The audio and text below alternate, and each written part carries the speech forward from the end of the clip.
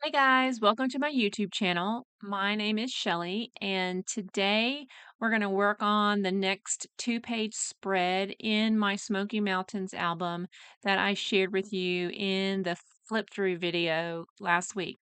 This is our final full day in Tennessee before we head home.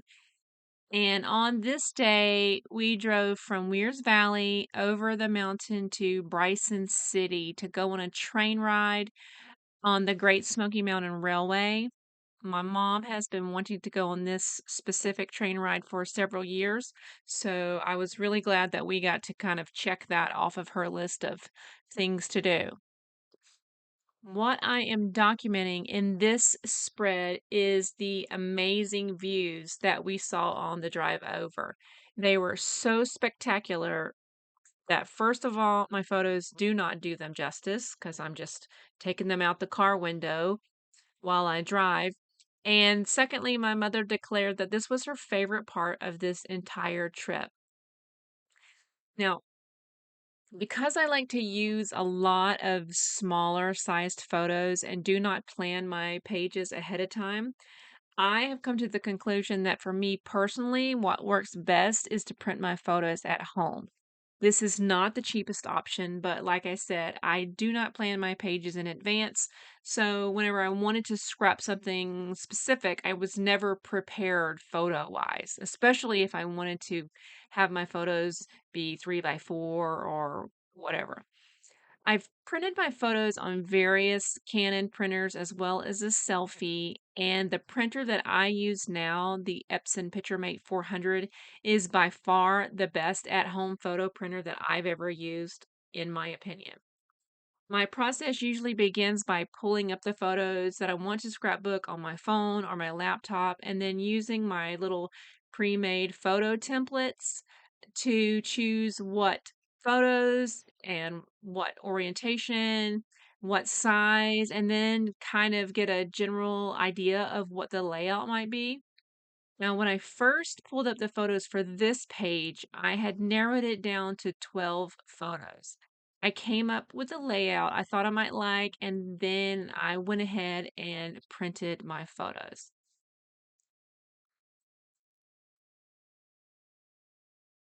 Now, once my photos were printed, I pulled out my photo trimmer and I cut apart the 3x4 photos.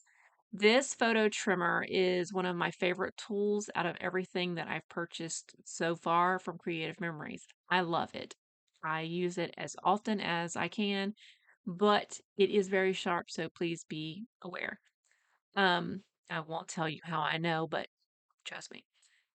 During the printing process, I did choose not to print two of the photos. So this changed my layout a little bit. So this is the new layout I think I want to use for my photos.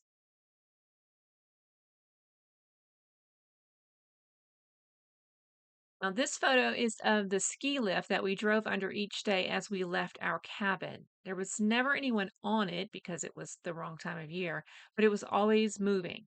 The rest of these photos are of the views we saw along the drive. They were stunning. There was even one elk that we passed along the way. I really wish my photos were better and did them justice, but it is what it is. Now I have to choose my papers. This is the part that usually takes me the longest. For this album, I've pulled together all of my paper collections that could possibly fit with this trip. So anything woodland, camping, and fall mostly, along with any of the embellishments for those same categories. And I have them stored together in a single cube in my craft room. There's some creative memories in there, Echo Park, simple stories, and then several just paper pads that I bought from Joann's and various other places. The papers I chose for this layout, well, really it's just this single paper, but it came from this Creative Memories collection from 2024 called Autumn Cottage. I'm using both sheets and it's like this wall of fall trees. I like how the trees go up on the paper the same way that they do in my photos, just up this side of the mountains. I also found this scrap of hot fudge cardstock. This is one of my favorite Creative Memories cardstock colors, and I've used it quite a lot in this album. I'm going to actually need to order some more. I want to put it on the left-hand side and then showcase this picture here on it, I'm pretty sure. I think it's my favorite picture from this layout. Then for the rest, I'll have to mat them in something because all of the photos just kind of blend right into the background. I also pulled out the cardstock that was recommended on the front of the collection. They suggested pumpkin and tangerine, but I don't really like the orange vibe for these pages.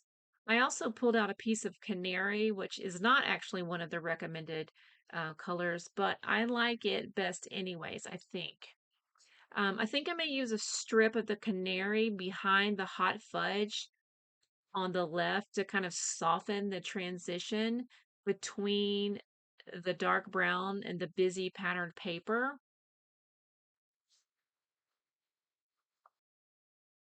I also think that I want to use this new border maker cartridge that came out with the Croptoberfest collections called the Acorns and Leaf Chain. I cut a test strip from this light craft cardstock that I had. Um, and I had the idea that I'd like to ink blend on it, and I really like how it turned out. So I think I'm going to add it to the transition between the two papers on the left. Colors I used for the ink blending were Memento, and they are Potter's Clay, Bamboo Shoots, and Rich Cocoa. And Potter's Clay and Rich Cocoa are two of the colors that Creative Memories released with the Croptoberfest collections. I don't really love how you can see two different colors show through where the piece is cut out from the middle of the leaf. So I'm trying to decide whether or not I want to keep the little inside pieces that come out and then inlay them back into each leaf later. I think that I probably will, but for now I'm just going to save them to the side and I will make that decision a little bit later. First, I'm going to use my paper trimmer to cut down the small strip of canary and trim a little bit off the piece of hot fudge cardstock.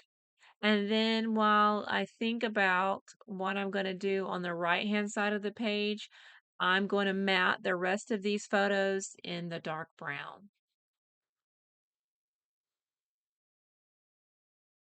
I decided that I also wanted to use the canary for the base of the grid that I'm going to have on the right-hand page. Now, when I originally cut the canary piece, instead of using my brain and cutting it into a square, I used non-math and I cut it.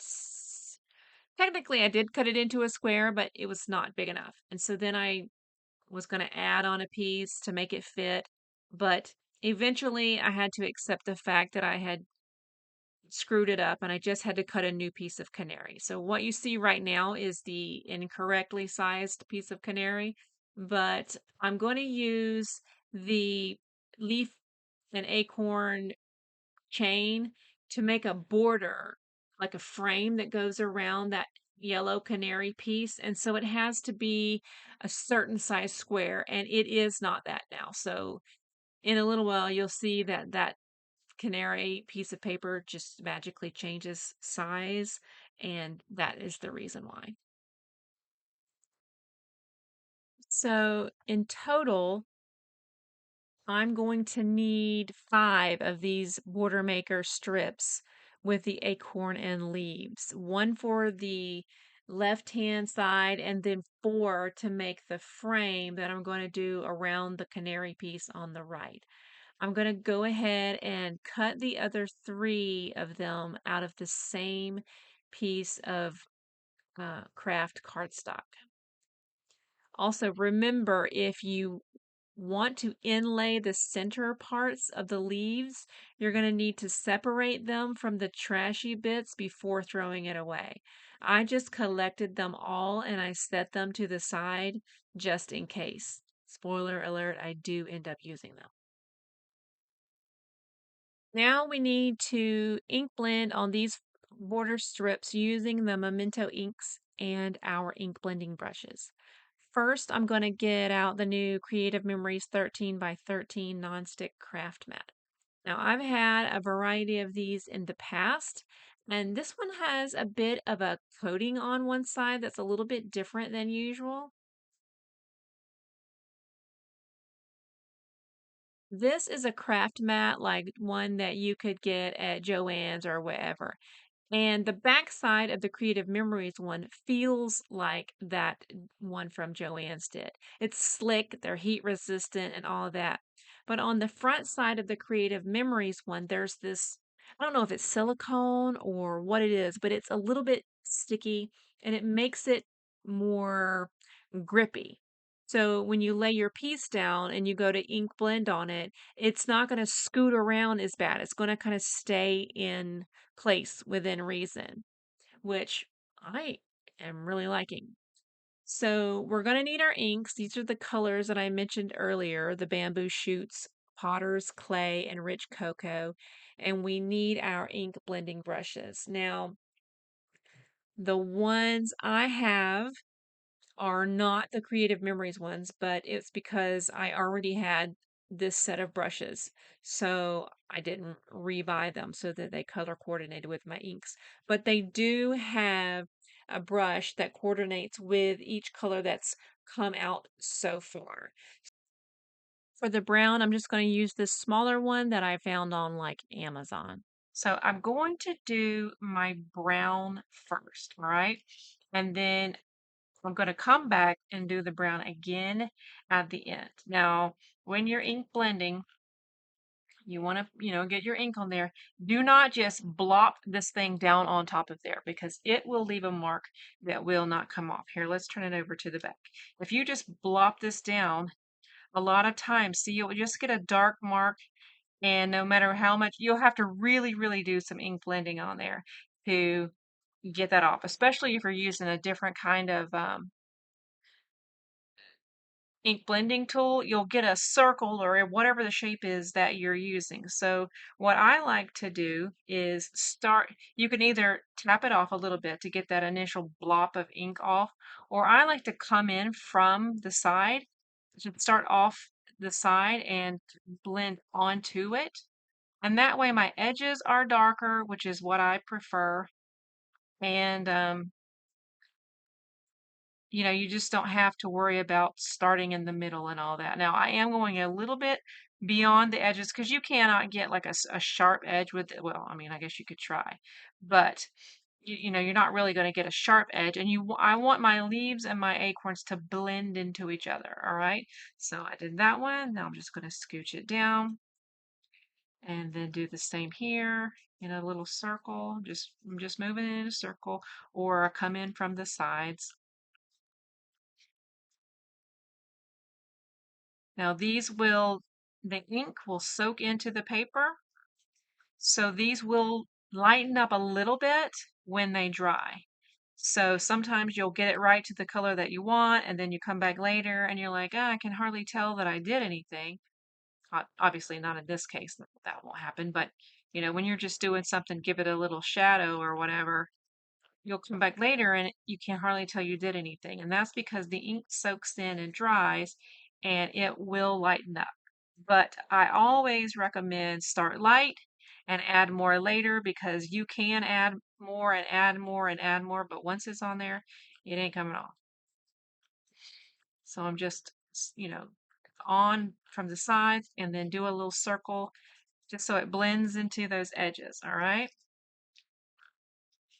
We'll do one together here and then I will do the others off of the screen. All right, so now we've done the brown. I'm going to move that over. Now we're going to do, and I'm going to move to a different spot. You can clean this up, but since I'm going to do more of them, I'm going to leave it. And I'm going to move to a different spot on my mat here. I like this sticky bit because it holds it in place. Sometimes you have to hold it, you get inky fingers, or you have to tape it down if you're doing a bigger stencil. So let's do green, and then I'm going to do kind of the top, and then just come in from the sides.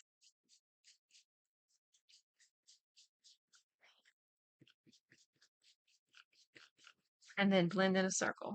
This is my method. I am not the authority on ink blending, but this is what I do.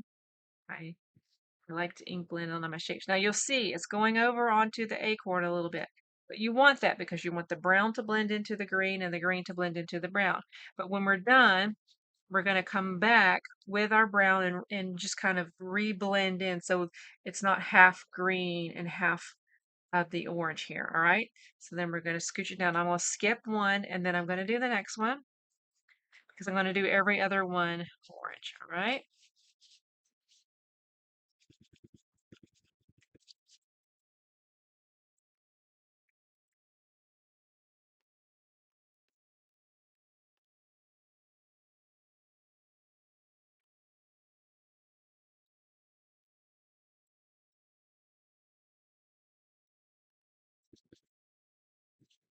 We're doing the same thing with our orange. Come from the off side onto the mat, onto the cardstock.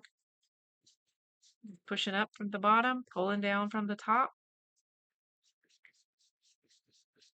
I like my edges to be a little darker. It almost has an effect of if you ink blend it on the, like distress the edges or ink blend it on the edges. In a circle. And then we're going to do this one here.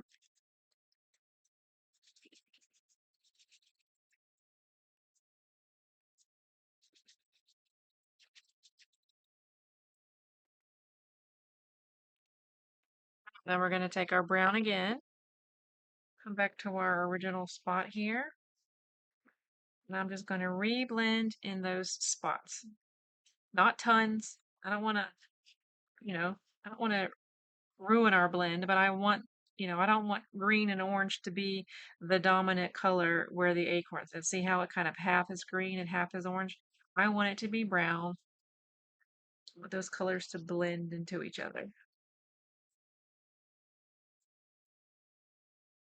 There we go. We have our ink blended piece. Now for the frame pieces, so this one that I've cut shorter here, I am going to do exactly the same thing on each one. All right, so I'm going to do an acorn on one end and the leaf on the other. So I need to cut off one leaf. All right, so I'm just going to follow like the shape of the acorn would be. Okay, it's a little weird, but it'll be fine. And then the same thing, I'm just going to cut the end of the leaf into like a rounded edge. Same thickness as these other pieces. All right, so then save that. You never know when you might need it. So then I can do on my page, I can do acorn, leaf, and then acorn to leaf, and then acorn to leaf, and acorn to leaf. That's the plan. We'll see what happens. All right. So now I have to finish my ink blending on the other three, and I'll be right back. Okay, so cleaned up my mat after I was done with my ink blending. You can use a baby wipe on it, or you can spritz it with some water, wipe it up with a paper towel or any kind of cloth. So this is more like what I had envisioned originally, the right-hand side to look. I had to correct the size of that canary piece of cardstock. So now it is cut to what I believe is a 10-inch square. Now I have to decide whether I want to insert the little pieces. And I kind of think that I do. It's annoying, but I think that it'll look better that way. For the little inlay pieces, I just got out a scratch piece of paper and tested a couple colors. I tested brown, but it was too close to the orange.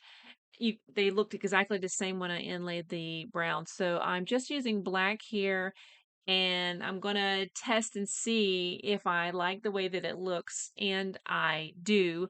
So then I have to color all of the individual little pieces with my black marker. I end up using thin foam squares to connect the little inlaid pieces to the border chain pieces. And then obviously that allows me to just stick them onto the page. And so I just made sure that I kept my leaf acorn pattern and just followed the edge of my yellow piece of cardstock with the ink blended frames. And I use thin foam dots, so there is a little bit of dimension, but not so much that it's going to bulk out my page too badly.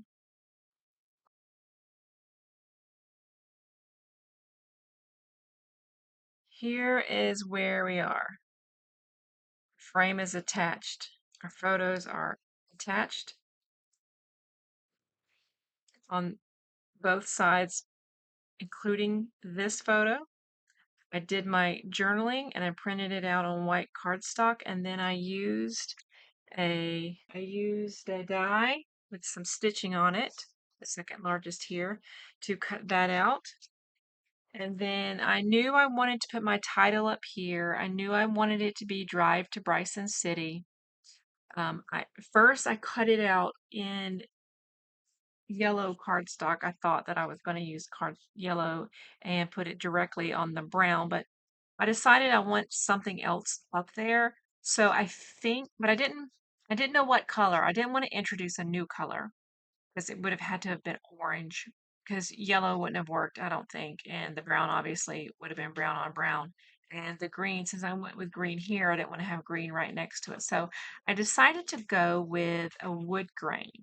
And it also, normally I just make my tags. I cut the square and then I use this corner chomper to make the angles, and I make my own tags. But since I had the stitching on this down here, I wanted to do the same up there.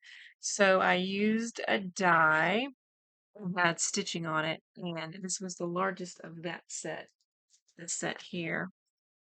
And so I used the largest of it to give me that stitching. And I'm going to, as usual, put probably a eyelet there and some twine. I could point it in the opposite direction, but I don't think I'm going to. I think I want it to be over here.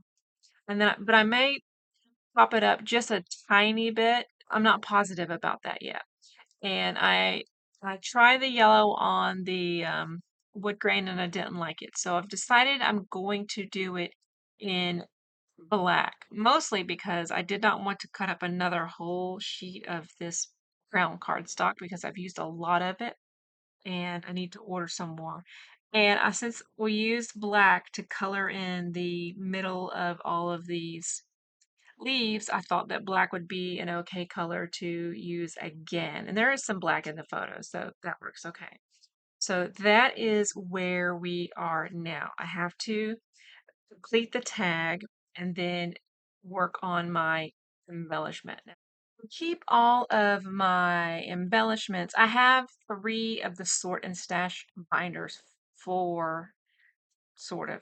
And then I have a bunch of extra pages that I am planning to, I want to get another one. But I just took all of the pages that had my fall embellishments out. And so that's what I have been keeping all of my embellishments in here that I've been using. So some of these are die cuts, some of these are from Creative Memories, these are some older wooden tags. So I just kind of look through every time I get to that part of a page. Some of these are where I cut apart one of those borders. So I just have all of my fall embellishments here. And I kind of looked through those. And I have a little stash of stuff. I don't know if it is, oops, sorry, I didn't mean to bump you. I don't know if it's everything that I will use, but I have the sticker sheets that go with this autumn college cottage collection, and then just a random little, some word stickers and some trees, which I think I might use the trees and the stickers before those trees, but and then I have a couple of these from here where I just cut the acorns off, and I might use them. I have this extra one that has that had the mistake on it, so I could cut this up. So I kind of have a little stash of stuff that I want to use to embellish. So the first thing I'm going to do is go ahead and finish my tag with my title on it. I'm not going to make you watch me slowly glue down each individual letter. So I'm just going to pause the camera, glue those down, and then I'll be right back. Okay, so I have finished my tag. I hopefully spelled that correctly. Added my eyelet and a little twine. I inked the edges. I forgot to ink the edges of these things before I taped them down, but oh well, that'll be fine. And I think I'm just going to put it right there. Now I need to figure out where I'm going to put my other embellishments. I do want something a little bit more substantial to go right here, but I don't know yet what that is. I could do another tag down here. Have some more of this same color paper that the other tag came out of. So I could do a second tag maybe coming down right here, like sticking out underneath here, obviously smaller than that. Maybe that this part going down like that so you can see it, and then put something on top of it. And then I could do a third piece there. So let me cut some of those out with my little mini die cutting machine. I am excited for the new one that's going to be coming out. I did not get one whenever they were doing the called the vote box. I did not get one then, sadly, but I am excited to get one.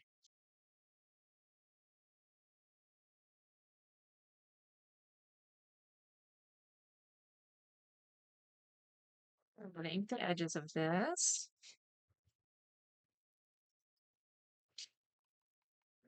So maybe this over here somewhere, and then this guy down here. I do have to put an eyelet on him. So I have this guy that I like. So I could put that there. Maybe, maybe a leaf. Maybe not a, maybe a green leaf. Could be cute. I had a thought since this is a drive and it was on a very curvy road, there were lots of these signs that were like curvy road ahead. So I thought I might put one in each page because this is the drive and it was definitely, oh, sorry, I kicked the table again. It was definitely curvy. So let's put these on here and then we'll decide whether or not they work.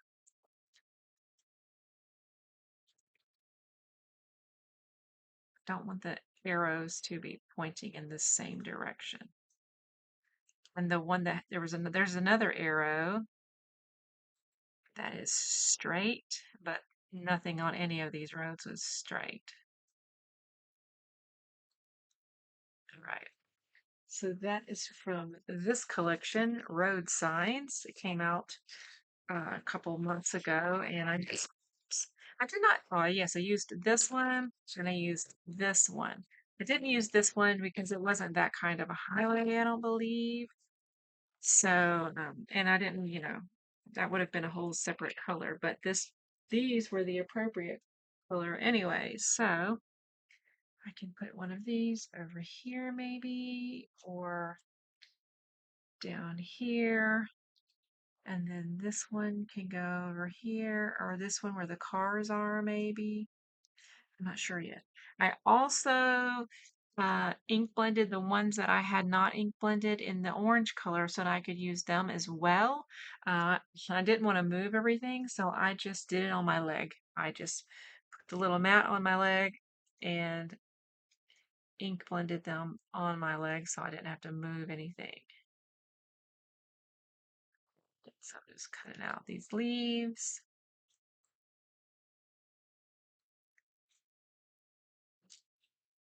So there's orange and green.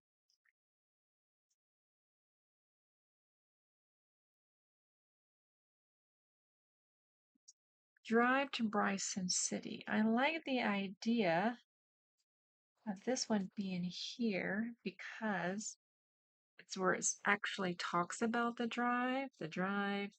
I could put it with my journaling, but I think I want it up there somehow. Right. I do like this Autumn Treasures here. Maybe overlapping. Maybe not. I don't like this space that's created like right in here. So that's why I tend to lean towards it being overlapping. I may make it a little shorter so there's not so much space here. Let's go ahead and do that. Let's just trim it off. Just gonna trim a little bit off. And then that way,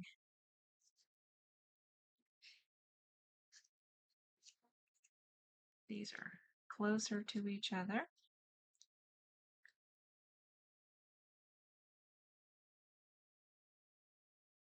Okay, so that took me a long time to decide. So I didn't make you suffer through, but I have come to some conclusions. I did go ahead, even though I was lazy and I didn't want to, but I did go ahead and on all my little individual leaves, I colored the middle thing and I attached it. And I just used some skinny double-sided tape. And I peeled off one side, stuck it down, and then I adhered the little inside pieces to it, and then I will just peel the back off and stick it down when the time comes. So I did that for 6 of these leaves because that's what I'm going to use, I believe. This was the acorn that we found in the fall stash. And then I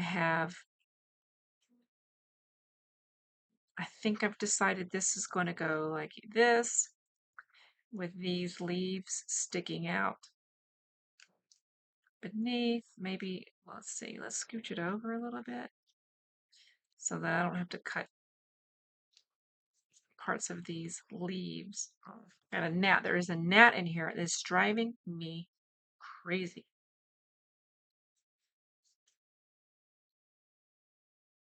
Right, and then I have this little acorn here, and we're going to stick it on here like that. All right. This sign's going to go down here by the journaling because the journaling is about the drive. And then this sign is going to go up here. And I may do it just like this where it kind of overlaps the D because I also don't want to cut it off. And if I didn't do it that way, but it's kind of pointing to the title. So I'm okay with that right now. And then I have added this isn't attached yet, 2 of these leaves here where I have also added the backing. And then on this page, I cut this tag down a little bit. I cut just a little bit off so that I could tuck it under further. I decided not to do the eyelet on this one. I just put a brad in there instead and then 2 of our leaves. And then um, I went with the word favorite because I tried this golden hues and a couple other ones on that tag and it just disappeared. It didn't show up at all and I didn't like the way that it looked. So I think that this is what we're going to do. So we just have to start sticking things down.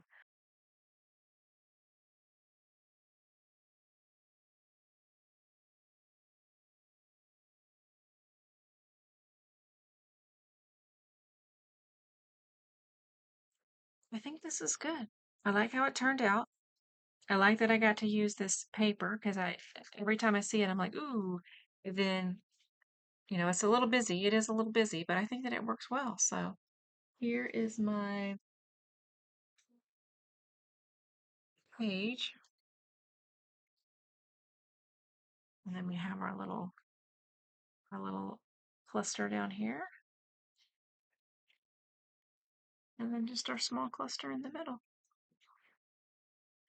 This is a lot less embellishing than I would normally do, but there's so much going on this page with the border and that many photos that I would just have to figure out ways to cram stuff in if I wanted to add, and I don't think that that's necessary. So there you go. Drive to Bryson City. Thank you so much for watching this video, especially if you've made it all the way to the end. The next page is going to be the trains. When we arrived at the depot, they had several trains and just pretty decoration. So it's going to be the train depot first, and then the cascading pages that has all the photos from the train ride, and then there will be one more. Thank you for watching my video, and I'll see you next time.